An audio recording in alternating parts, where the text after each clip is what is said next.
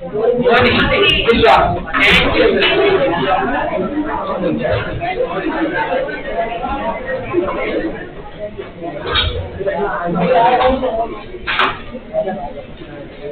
દ્રશ્યો જી સ્ટાર્ટ કરવાનું છે આજે.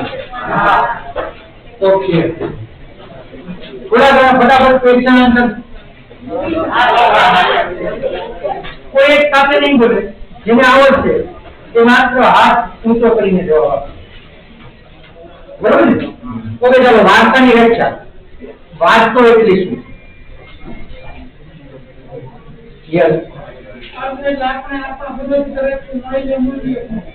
વાર્તાનો પ્રકાર કેટલા શીખ્યા છે? માનો કુદરતી વાર્તો એટલે કે પ્રાકૃતિક વાર્તો અને સાંસ્કૃતિક વાર્તો. કુદરતી અને પ્રાકૃતિક એટલે પ્રાકૃતિક વાર્તો અને સાંસ્કૃતિક વાર્તો. પછી પ્રકૃતિ પર આધારિત ચિકિત્સા પદ્ધતિઓ કઈ કઈ છે?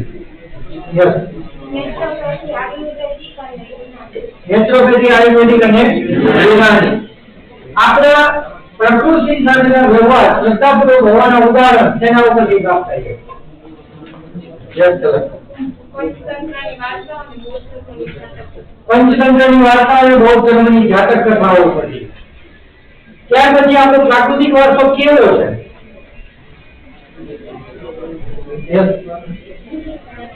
વિશિષ્ટ અને વૈવિધ્ય. આપણને આપણા વાર્તામાંથી તેની અનુભૂતિ થાય છે.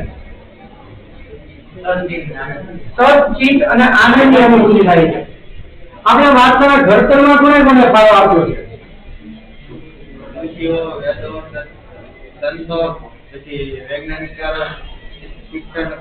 શિક્ષણ શાસ્ત્રીઓ, કલાકારો, કારીગરો, રાજનીતિજ્ઞો, ઇતિહાસકારો,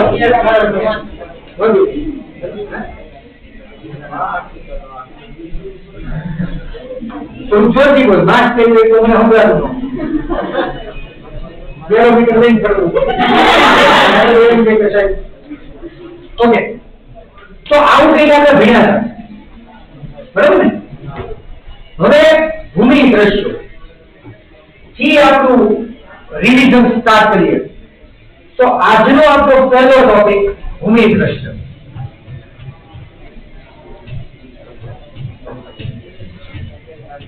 તો હવે સ્ટાર્ટિંગ હું કરીશ, પછી છેલ્લી 5 કે 7 મિનિટ જે ભણાવ્યું હતું એમાંથી થોડું ફટાફટ આખું રિપીટ કરશું, બરાબર?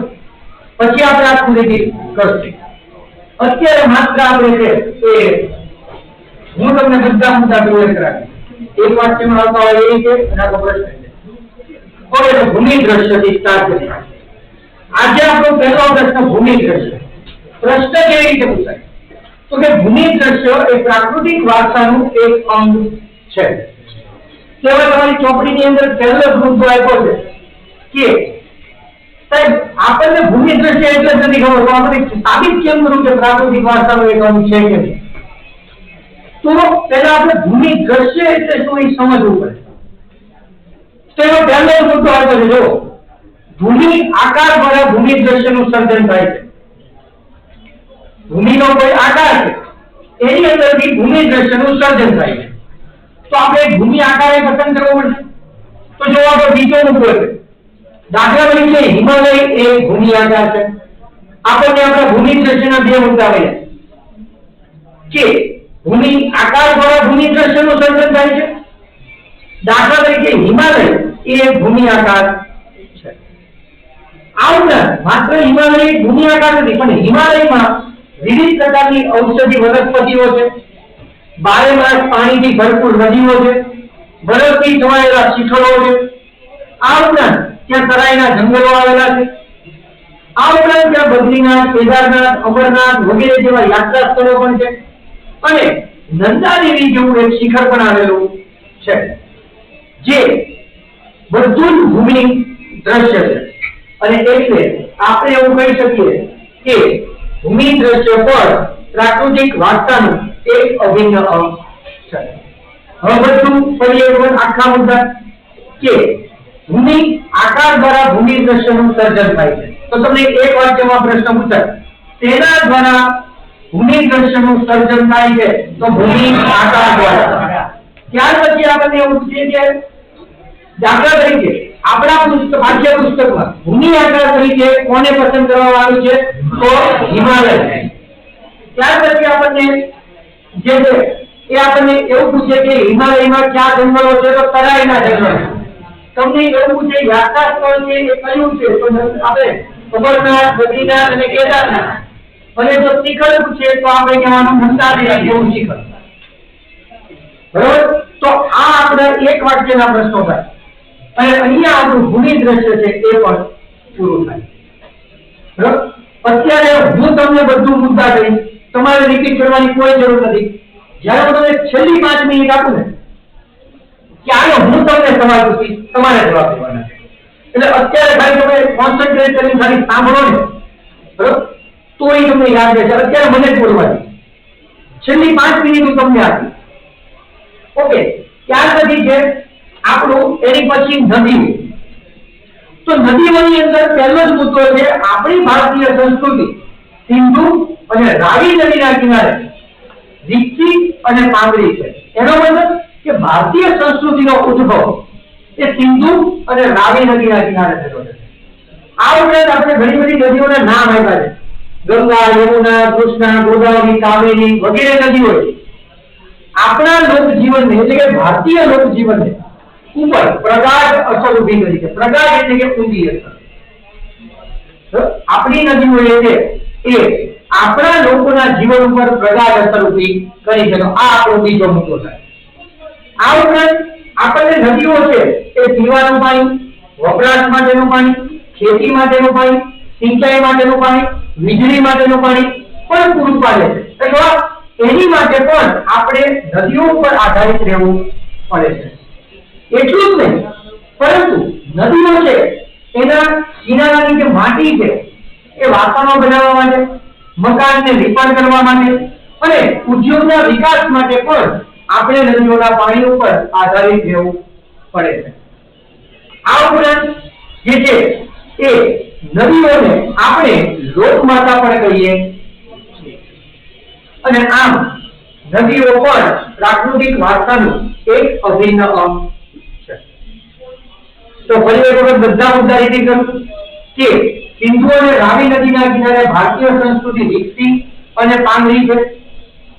ગંગા, યમુના, ગોદાવરી, કૃષ્ણા, કાવેરી, મહી, તાપી વગેરે નદીઓએ ભારતીય લોકજીવન ઉપર પ્રગાઢ અસર ઊભી કરી છે.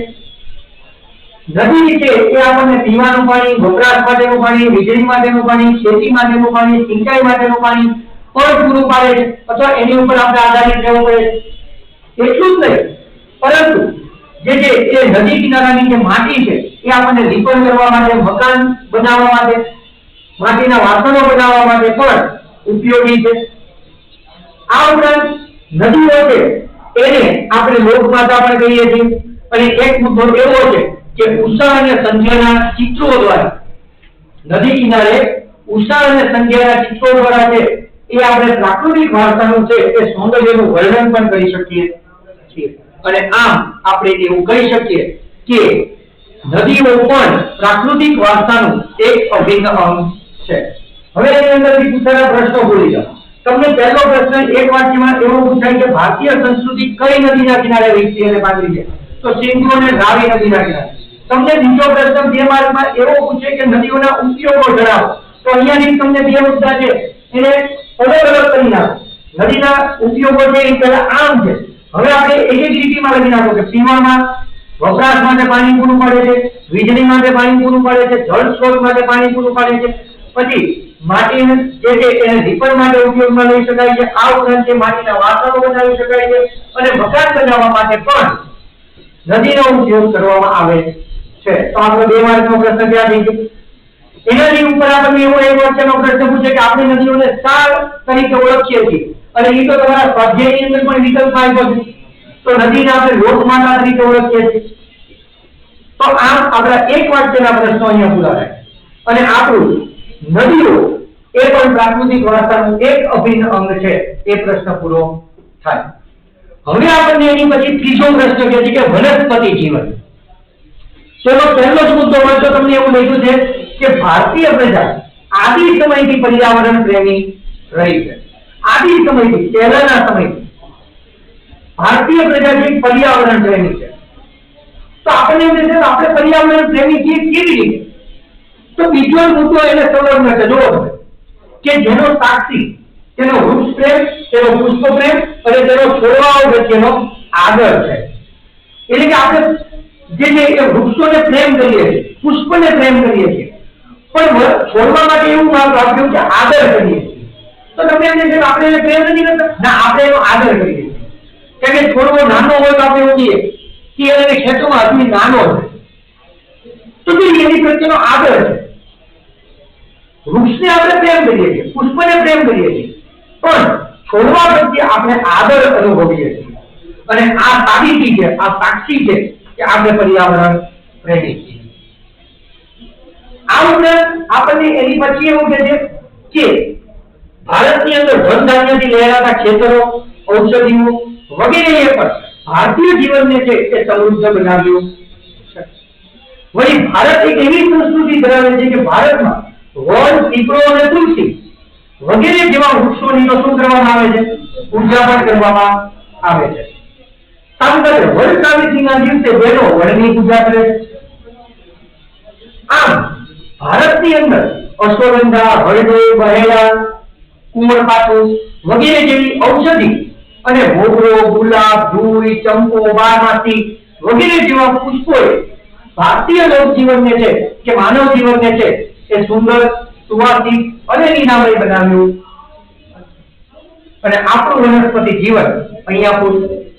તો ફરી એક વખત હવે બધા મુદ્દા પ્રમાણે જોઈએ તો પહેલો મુદ્દો કે ભારતીય પ્રજા આદિ સમયથી, પહેલાના સમયથી પર્યાવરણ પ્રેમી છે। તો આપણને એમ થાય કે કેવી રીતે? તો એનો સાક્ષી શું છે? તેનો વૃક્ષ પ્રેમ, પુષ્પ પ્રેમ અને છોડવાઓ પ્રત્યેનો આદર એ એનો સાક્ષી છે।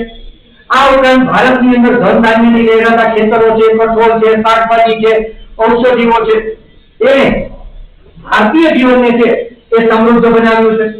આ ઉપરાંત એક મુદ્દો આપણે ભૂલી ગયા, જેની અંદર આવ્યો છે કે પ્રાણીઓ હોય, પશુ પક્ષી હોય કે માનવ જીવન હોય, દરેકે ખોરાક માટે છે કે વનસ્પતિ ઉપર આધારિત રહેવું પડે છે। કારણ કે આપણે તો જો આપણે ભલે અનાજનો ઉપયોગ કરીએ, અનાજ પણ એક પ્રકારની વનસ્પતિ છે અને ખોરાક તરીકે પશુ પક્ષીઓ જેનો ઉપયોગ કરે છે કે પ્રાણીઓ જેનો ઉપયોગ કરે છે એ પણ શું છે? વનસ્પતિ છે। તો આમ પ્રાણી હોય, મનુષ્ય હોય કે પશુ પક્ષી હોય, એ પણ ખોરાક માટે જે વનસ્પતિ ઉપર જ આધારિત છે। આ ઉપરાંત આપણે જે કે ભારતની અંદર વડ, પીપળો અને તુલસી જેવા વૃક્ષોની પૂજા કરવામાં આવે છે। બહેનો જે વડ સાવિત્રીના દિવસે છે એ વડની પૂજા કરે છે। અને છેલ્લા મુદ્દામાં આપણે એવું કીધું કે આપણા ભારતમાં જે પ્રાપ્ત થતી જે ઔષધિઓ છે, જેમ કે કુંવરપાઠું છે, અશ્વગંધા છે, હળદર છે, બહેડા છે, બરોબર વગેરે, અને આ ઉપરાંત ઘણા બધા પુષ્પો જેમ કે ગુલાબ છે, ચંપો છે, મોગરો છે, જુઈ છે, બારમાસી છે, આ બધા પુષ્પોએ ભારતીય જીવનને કેવું બનાવ્યું છે? સુંદર, સુવાસિક અને નિરામય બનાવ્યું છે। તો એક વાક્યના પ્રશ્નો કેવા પૂછાય? તમને એવો પહેલો પ્રશ્ન પૂછાય, ભારતીય પ્રજા આદિ સમયથી કેવી છે? તો પર્યાવરણ પ્રેમી। તમને એવું પૂછે ભારતીય પ્રજા પર્યાવરણ પ્રેમી છે, એનું ઉદાહરણ શું? તેનો વૃક્ષ પ્રેમ, પુષ્પ પ્રેમ અને છોડવા પ્રત્યેનો આદર। તમને એવું પૂછે કે ભાઈ ભારતીય સંસ્કૃતિની અંદર કયા ત્રણ વૃક્ષોની પૂજા કરવામાં આવે છે? તો વડ, પીપળો અને તુલસી। તમને એવું પર્ટિક્યુલર પૂછાય કે બેનો વડ સાવિત્રીના દિવસે શેની પૂજા કરે છે? તો વડની। પણ તમને એવું પૂછાય કે બેનો વડની પૂજા કયા વ્રતે કરે છે? તો વડ સાવિત્રીના વ્રતે। અને છેલ્લે તમને એવું પૂછાય કોણે માનવ જીવનને સુંદર, સુવાસિક અને નિરામય બનાવ્યું છે? તો તમને જેટલી ઔષધિ અને જેટલા પુષ્પોના નામ આવડે તે લખી અને લખવાનું કે આ વનસ્પતિ, આ ઔષધિ અને આ પુષ્પો છે એ માનવ જીવનને સુંદર, સુવાસિક અને નિરામય બનાવ્યું છે। અહીંયા આપણું વનસ્પતિ જીવન પણ પૂરું। હવે આપણું છેલ્લું પ્રાકૃતિક વારસાનું એકમ જે છે વન્યજીવ। તો વન્યજીવની અંદર પણ પહેલો મુદ્દો સેમ જ છે। સમજો કે ભારતીય પ્રજા જેવી રીતે પર્યાવરણ પ્રેમી છે, એવી જ રીતે પ્રાણી પ્રેમી સંસ્કૃતિ પણ ધરાવે છે ને? આપણે પ્રાણી પ્રેમી છીએ। આપણામાંથી ઘણા બધા એવા છે કે તમે પૂછો કોઈને કોઈ પ્રાણી પાળવું એને ગમે છે। બિલાડી હોય, કૂતરા હોય, બરોબર, પક્ષીઓની અંદર પોપટ છે, કબૂતર છે, તો આપણને પાળવા ગમે છે, એનો મતલબ આપણે એના પ્રેમી છીએ। જેમ આપણે પ્રાણી પ્રેમી છીએ એવી જ રીતે પર્યાવરણ પ્રેમી પણ છીએ, એવું આપણે પહેલા સાબિત કર્યું. હવે આપણને એવું કહે છે કે આપણે પર્યાવરણ પ્રેમીઓ છીએ, સાથે સાથે પ્રાણીઓને પણ પ્રેમ કરીએ છીએ. તો આપણો પહેલો મુદ્દો કે ભારતીય સંસ્કૃતિ પર્યાવરણ પ્રેમીની સાથે સાથે પ્રાણી પ્રેમી સંસ્કૃતિ પણ ધરાવે છે. આ ઉપરાંત ભારતમાં વાઘ, સિંહ, દીપડો, હરણ, સાબર, ઘોડ, સાહુડી, રાજનાગ, સાપ વગેરે જેવા પ્રાણીઓ અને પક્ષીઓ જોવા પણ મળે છે. તો ભારત એવું છે કે જેમાં આ બધા પ્રાણીઓ અને પક્ષીઓ જોવા મળે છે. આ ઉપરાંત આપણને એવું કહે છે કે આપણે આપણી ધાર્મિક માન્યતા પ્રમાણે કેટલાક પશુ પંખીઓને કે પ્રાણીઓને તો દેવી દેવતાના વાહન તરીકે પણ સ્વીકાર્યા છે.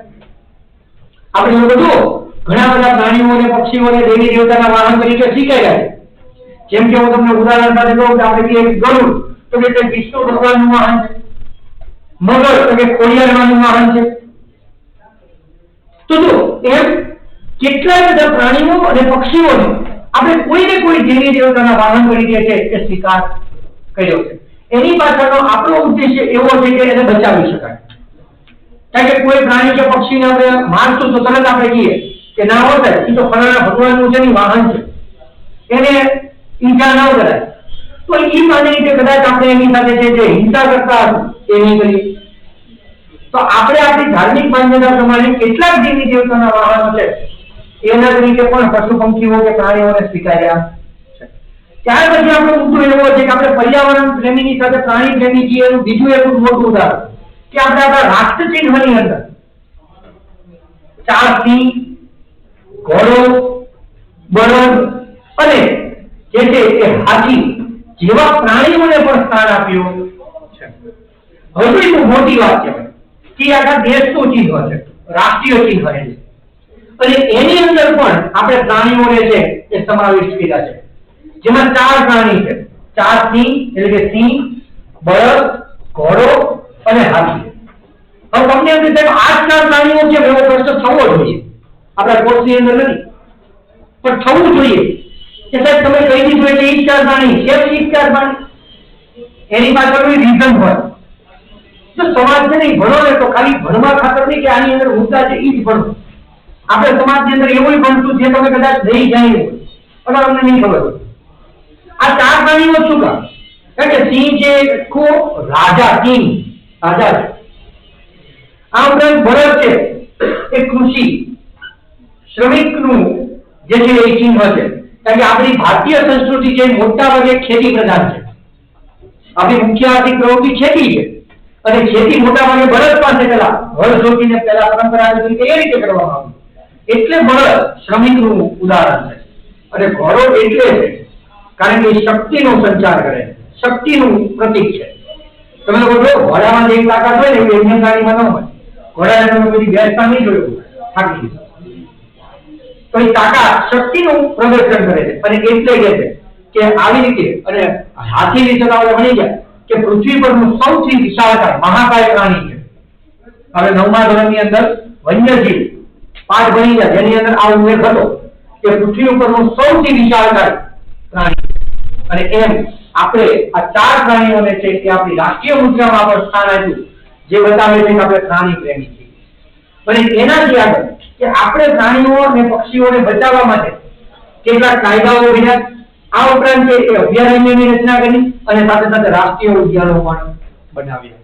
અને આમ આપણે એવું કહી શકીએ કે વન્યજીવ પણ પ્રાકૃતિક વારસાનું એક અભિન્ન અંગ છે. હવે એક વાક્યના પ્રશ્નો જોઈએ, અહીંયાથી બહુ ઓછા છે. તમને એવો પ્રશ્ન પૂછી શકે કે ભારતમાં કયા કયા પ્રાણીઓ જોવા મળે છે? તો એની અંદર આપ્યું છે વાઘ, સિંહ, દીપડો, હરણ, સાહુડી અથવા તો સાબર, ઘોડ, બરોબર, રાજનાગ, સાપ વગેરે જેવા પ્રાણીઓ છે એ ભારતમાં જોવા મળે છે. આપણને એવો પણ પ્રશ્ન પૂછે કે આપણી રાષ્ટ્રીય મુદ્રામાં કયા કયા પ્રાણીઓને સમાવિષ્ટ કર્યા છે? તો આપણી રાષ્ટ્રીય મુદ્રામાં છે 4 સિંહ, આ ઉપરાંત છે એ હાથી, બળદ અને ઘોડો. આ 4 પ્રાણીઓને છે એ સમાવિષ્ટ કર્યા છે. તો એક પ્રશ્ન અહીંયાથી એક વાક્યનો અહીંયા બને, બાકી કોઈ પ્રશ્ન અહીંયા એક વાક્યમાં બને એવો છે નહીં. અને અહીંયા આપણું વન્ય જીવન પ્રાકૃતિક વારસાના એક અંગ તરીકે અહીંયા પૂરું. તો પ્રાકૃતિક વારસાના આ અંગો આપણે 4 ભણ્યા.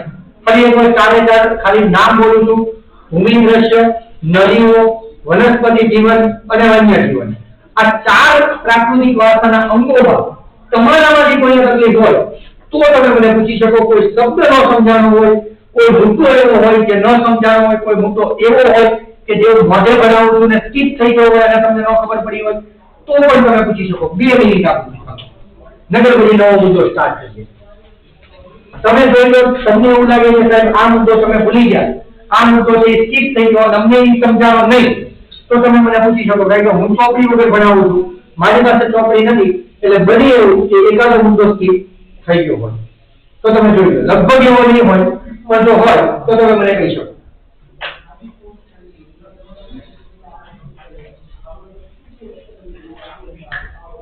નિરાતે જોઈ લો, 2 મિનિટ આપું છું. તમને તકલીફ હોય ત્યાં ક્વેશ્ચન કરો.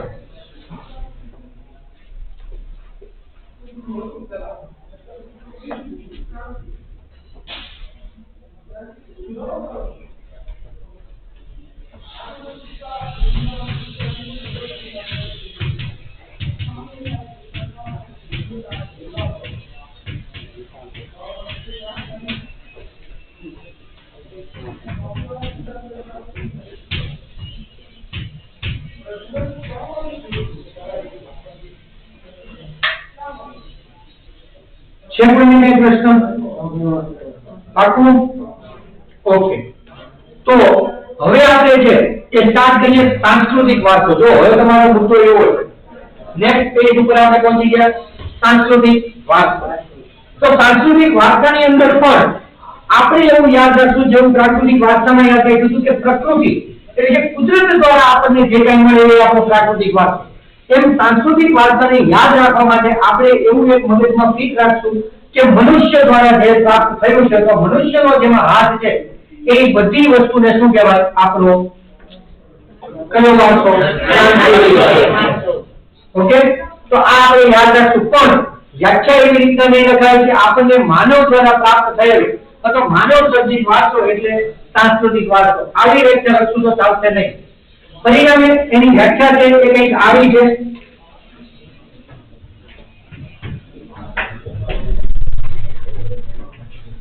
માનવી પોતાની બુદ્ધિ, શક્તિ,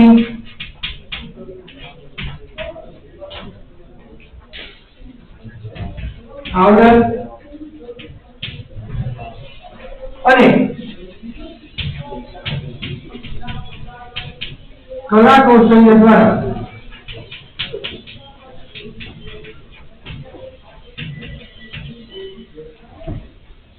જે કંઈ સર્જ્યું કે પ્રાપ્ત કર્યું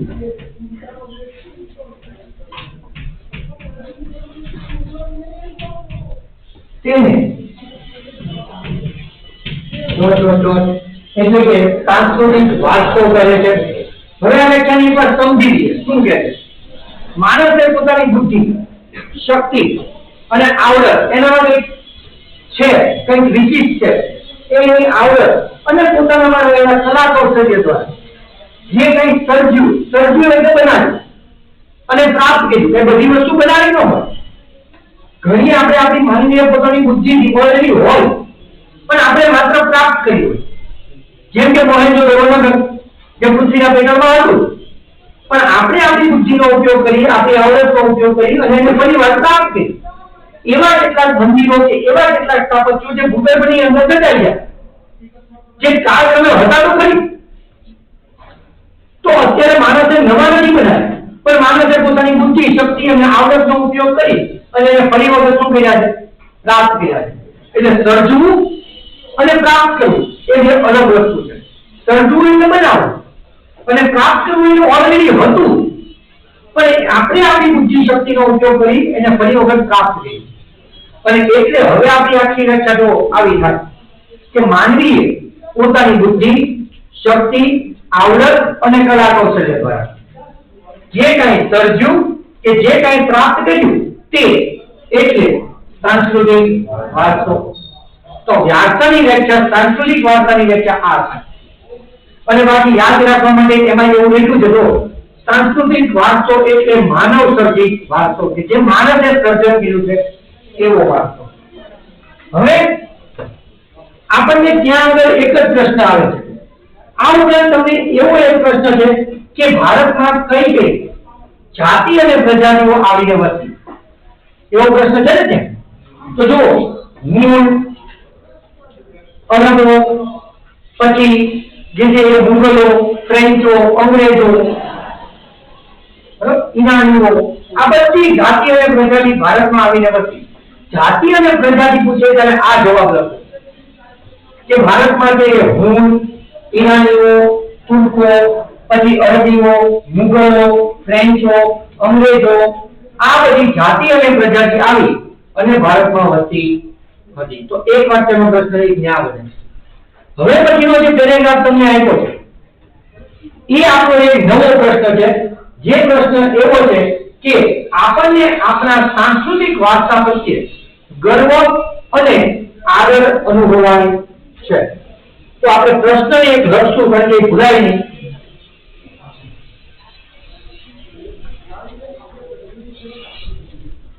પ્રશ્ન કંઈક વિધાનમાં આવો પૂછાશે, આપણને આપણા વારસા પ્રત્યે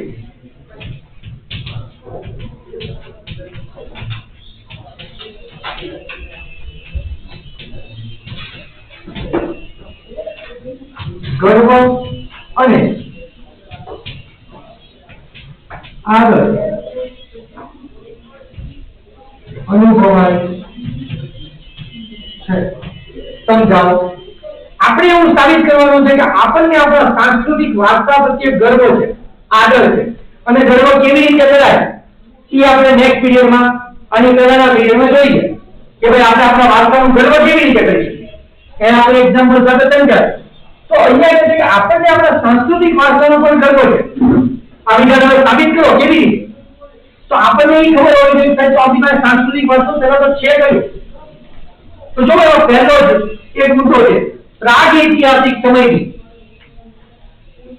ભારતને ઘણો મોટો કે વૈવિધ્યસભર અને વિશિષ્ટ પ્રાકૃતિક અને સાંસ્કૃતિક વારસો ભેટમાં મળેલો છે. પણ આપણે એ મુદ્દો છે કે પ્રશ્નમાં ન લખશે તો ચાલે, પણ હા યાદ રાખજો પ્રાગ ઐતિહાસિક સમય, કારણ કે એ વાક્યમાં પૂછાય છે. હવે આપણે પ્રશ્ન સ્ટાર્ટ કરીએ. એમાં આપણો પહેલો મુદ્દો એવો થાય કે શિલ્પકલા આશરે 5000 વર્ષ જૂની છે. તો આપણો પહેલો મુદ્દો કે શિલ્પકલા આશરે 5000 વર્ષ જૂની છે. ત્યાર પછી આપણે ટોપિક પાડી દઈએ થોડુંક સહેલું કરવા માટે. તો હું ખાલી લખું છું સિંધુ સંસ્કૃતિ. તો સિંધુ સંસ્કૃતિમાંથી શું મળ્યું? તો એવા કે છે દેવી દેવતાની પ્રતિમા,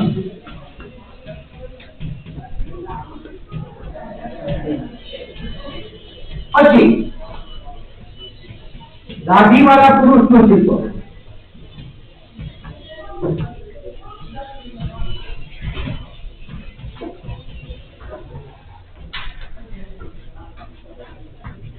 પશુ પક્ષી અને રમકડા, પછી માનવ શિલ્પ અને નર્તકીની મૂર્તિ.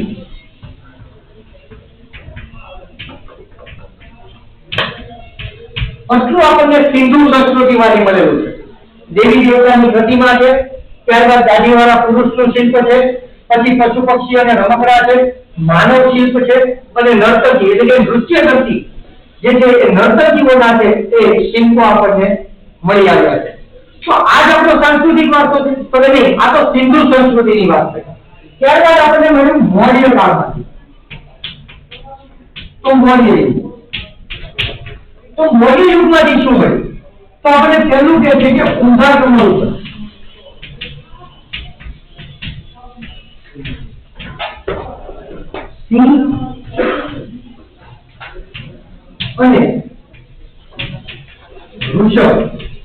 એટલે બળદ, નું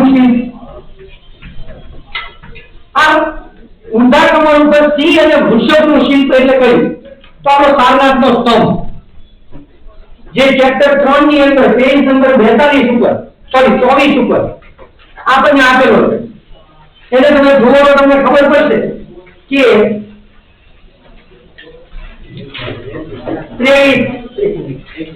21 ઉપર, પેજ નંબર 21 ઉપર જે આપણને આપેલો છે. જો હવે એને ઊંધો કરો તો જો ઊંધું કમળ જેવું નીચેનો ભાગ લાગે છે, તમે ઊંધો કરો તો ઉપર થઈ જશે એટલે સીધું કમળ થઈ જશે. જો અને એની ઉપર સિંહ અને વૃષભ, કારણ કે યાદ કરો આપણે હમણાં જ મુદ્દામાં કહ્યા કે આપણા રાષ્ટ્રીય ચિહ્નની અંદર સિંહ અને બળદ બંનેનું ચિહ્ન છે. તો મૌર્ય યુગમાંથી આપણને ઊંડા કમળ ઉપર સિંહ અને વૃષભનું ચિહ્ન મળ્યું. ત્યારબાદ બુદ્ધની પ્રજ્ઞા પારમિતાનું ચિહ્ન,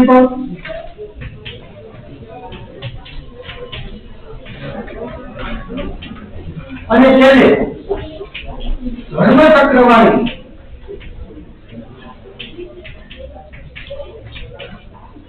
ગૌતમ બુદ્ધની પ્રતિમા.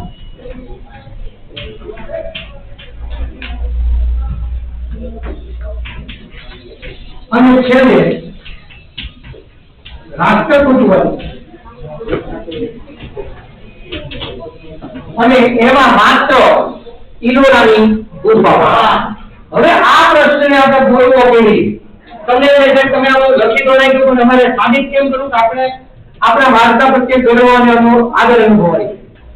તો હવે આપણે આપણો પ્રશ્ન સ્ટાર્ટ કરીએ કે ભારતમાં શિલ્પકલા આશરે 5000 વર્ષ જૂની કલા છે.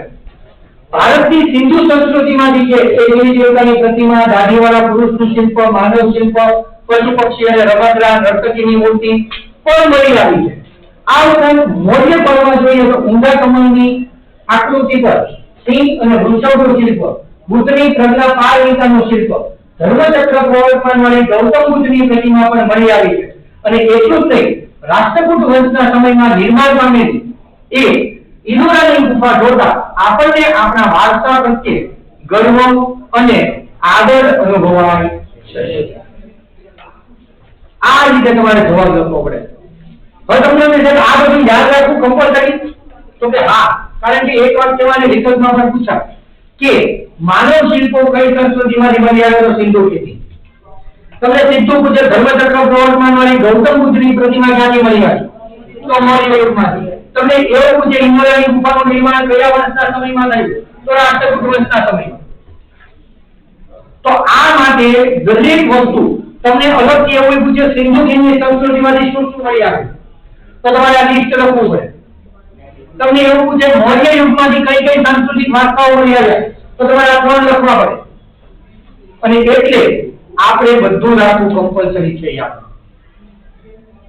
અહીંયા આપણો પ્રશ્ન કે આપણને આપણા વારસા પ્રત્યે એટલે સાંસ્કૃતિક વારસા પ્રત્યે ગર્વ અને આદર અનુભવાય છે એ અહીંયા પૂરું. આટલામાં કોઈને ડાઉટ હોય તો કે સાંસ્કૃતિક વારસાનો અર્થ અને આ પ્રશ્ન ક્લિયર? ઓકે, છેલ્લો મુદ્દો લઈએ પછી તમારા ક્વેશ્ચન આન્સર. બરાબર? આપણો આજનો છેલ્લો પ્રશ્ન કે सांस्कृतिक वास्तवમાં સમાવિષ્ટ થતી બાબતો જણાવો. આપણો નેક્સ્ટ કરેગા. તો સમાવિષ્ટ થતી બાબતોની અંદર માણસે જે કંઈ બનાવ્યું હોય એ બધી જ વસ્તુનો તમે એમાં સમાવેશ કરી. તો હવે લિસ્ટમાં આવ્યું છે, તમે અંદર જોતા રહેજો ચોપડીમાં. મંદિરો, મસ્જિદો, ગુંબજો, કિલ્લાઓ, આ ઉપરાંત છે એ ચૈત્યો, વિહારો, દરવાજાઓ, ઇમારતો, ઉત્ખનન કરેલા સ્થળો, ઐતિહાસિક સ્થળો, બરાબર, આ બધાનો સમાવેશ છે એ આપણા સાંસ્કૃતિક વારસામાં થાય છે. અને આ બધું જ તમે જો કોણે બનાવેલું છે તો એ સાંસ્કૃતિક વારસો છે. તો હવે આપણને પ્રાકૃતિક વારસાની જેમ એક નવો પ્રશ્ન પૂછાયો કે પ્રાકૃતિક વારસામાં એટલે શું અને તેમાં સમાવેશ થતી બાબતો, આવો પ્રશ્ન હતો. એમ અહીંયા એવું પૂછાય કે સાંસ્કૃતિક વારસો એટલે શું અને તેમાં સમાવેશ થતી બાબતો જણાવો. તો આપણે સાંસ્કૃતિક વારસાની વ્યાખ્યા લખવાની, કે માનવીએ પોતાની બુદ્ધિ, શક્તિ, આવડત અને કલા કૌશલ્ય દ્વારા જે કંઈ સર્જ્યું કે જે કંઈ પ્રાપ્ત કર્યું તે એટલે સાંસ્કૃતિક વારસો અને તેમાં સમાવેશ થતી બાબતો એટલે મંદિરો, મસ્જિદો, ગુરુમજો, ગુરુદ્વારાઓ, આ ઉપરાંત છે એ ચૈત્યો, વિહારો, ઇમારતો, ઉત્ખનન કરેલા સ્થળો, દરવાજાઓ, બરોબર, આ ઉપરાંત છે એ ઐતિહાસિક સ્થળો વગેરેનો સમાવેશ છે એ સાંસ્કૃતિક વારસામાં થાય છે. હવે તમે એની અંદર આપણે ઐતિહાસિક સ્થળોના થોડા નામ આપ્યા છે. જો એમાં એવું એવું છે કે દાંડી, વર્ધા, એવું લખ્યું છે ને, એ ઐતિહાસિક સ્થળો છે. પણ એની અંદરથી પણ આપણને એક પ્રશ્ન પૂછાય કે શાંતિ નિકેતન આશ્રમ ક્યાં આવેલો છે? તો એમાં લખ્યું છે જો કાઉન્સમાં કોલ કરતા એનો મતલબ એ આપણો એક વાક્યનો પ્રશ્ન છે. તમને એવું પૂછી શકે કે કોલકાતામાં આપણો કયો આશ્રમ આવેલો છે? તો શાંતિ નિકેતન આવે. તો અહીંયા આપણો સાંસ્કૃતિક વારસો પૂરો. હવે ગુજરાતનો સાંસ્કૃતિક વારસો એક નવો પ્રશ્ન છે જે આખો 3 માર્ક્સનો છે, પણ એ અત્યારે પૂરો નહીં થાય એટલે આપણે અહીંયા સુધી અહીંયા રાખીએ. હવે ફટાફટ ક્વેશ્ચન આન્સર. બરાબર? ઓકે, સાંસ્કૃતિક વારસાની વ્યાખ્યા કોણ બોલશે? યસ.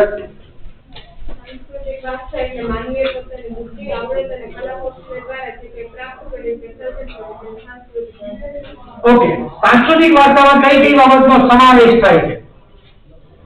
જો હમણાં જ એટલે જ્ઞાની સ્ટાર્ટ કરી. સાંસ્કૃતિક વારસામાં કઈ કઈ બાબતનો સમાવેશ થાય છે? તમને આવડે એવી બોલો, બાકી તો હું એવું બોલું. યસ.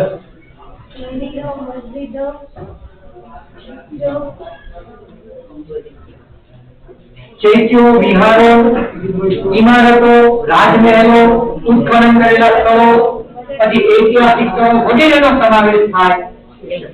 ઓકે, ભારતીય સંસ્કૃતિમાં કયા 3 વૃક્ષોની પૂજા કરવામાં આવે છે? યસ. વડ, પીપળો અને તુલસી. વડ સાવિત્રીમાં બેનો કયા વૃક્ષની પૂજા કરે? યસ, વડની પૂજા કરે છે. ભારતીય પ્રજા આદિ સમયથી કેવી છે? યસ. છેલ્લે પર્યાવરણ પ્રેમી. ભારતીય પ્રજા પર્યાવરણ પ્રેમી છે એનું ઉદાહરણ શું છે? કે એનો સાક્ષી શું છે? યસ. ખાલી નાનો છું. યસ. વૃક્ષ પ્રેમ અને પુષ્પ પ્રેમ, આ 3 વસ્તુ. બરાબર? ઓકે, એની પછી આપણી રાષ્ટ્રીય મુદ્દામાં આપણે કયા કયા પ્રાણીઓને સમાવિષ્ટ કર્યા છે? યસ. સિંહ, બળદ, હાથી. યસ, સિંહ, બળદ, હાથી અને ઘોડો. આ ઉપરાંત આપણને એવો પ્રશ્ન પૂછે કે ભારતની અંદર ભૂમિ દ્રશ્યનું સર્જન શેના દ્વારા થાય છે? યસ. હસ્તી, ભૂમિ આકાર. આપણા પાઠ્યપુસ્તકમાં કયું ભૂમિ આકારનું ઉદાહરણ છે? હસ્તીની પાછળ હિમાલય એક ભૂમિ આકાર છે. પછી હિમાલયમાં શેના જંગલો છે? યસ. તરાઈના જંગલો છે. આ ઉપરાંત હિમાલયની અંદર કયા કયા યાત્રા સ્થળો આવેલા છે? યસ. અમરનાથ, બદ્રીનાથ અને કેદારનાથ. ઓકે, આપણે જે ભૂમિ દ્રશ્યો ભણ્યા એમાં હિમાલયની અંદર કયું શિખર છે? યસ. નંદા દેવી નામનું શિખર છે. ઓકે, એની પછી આપણે નદીઓને શું કહીએ છીએ? યસ. લોકમાતા કહીએ છીએ. આપણી ભારતીય સંસ્કૃતિ કઈ નદીના કિનારે વિકસી અને પાંગરી છે? યસ. સિંધુ અને રાવી નદીના કિનારે વિકસી અને પાંગરી છે. આ ઉપરાંત આપણને એવું પૂછે નદીના ઉપયોગો જણાવો. થોડું નાનું થઈ જશે પણ કોણ બોલશે?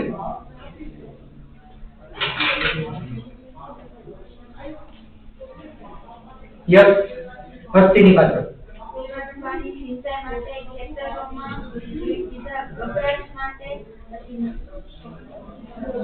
એની માટી છે લીપણ કરવા માટે, પછી મકાનો બનાવવા માટે, પછી વાસણો બનાવવા માટે વગેરેમાં આપણને નદીનો ઉપયોગ જોવા મળે છે. થોડું મોટું છે પણ યાદ રાખવું પડે. ઓકે, ત્યારબાદ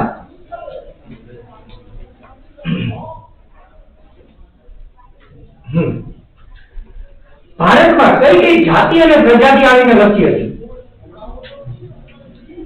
યસ. મૂળ ઈરાનીઓ બરાબર વગેરે પણ એમાં હતા. ઓકે, પછી કે આપણી શિલ્પકલા છે આજે કેટલા વર્ષ જૂની છે? યસ, 5000 વર્ષ જૂની છે. કોઈ એવું કહી શકે કે સિંધુ ખીણની સંસ્કૃતિમાંથી કઈ કયા સંસ્કૃતિ જે છે એ વારસાના જે છે એ નમૂનાઓ મળી આવ્યા છે? ટ્રાય કરો. ઝલક.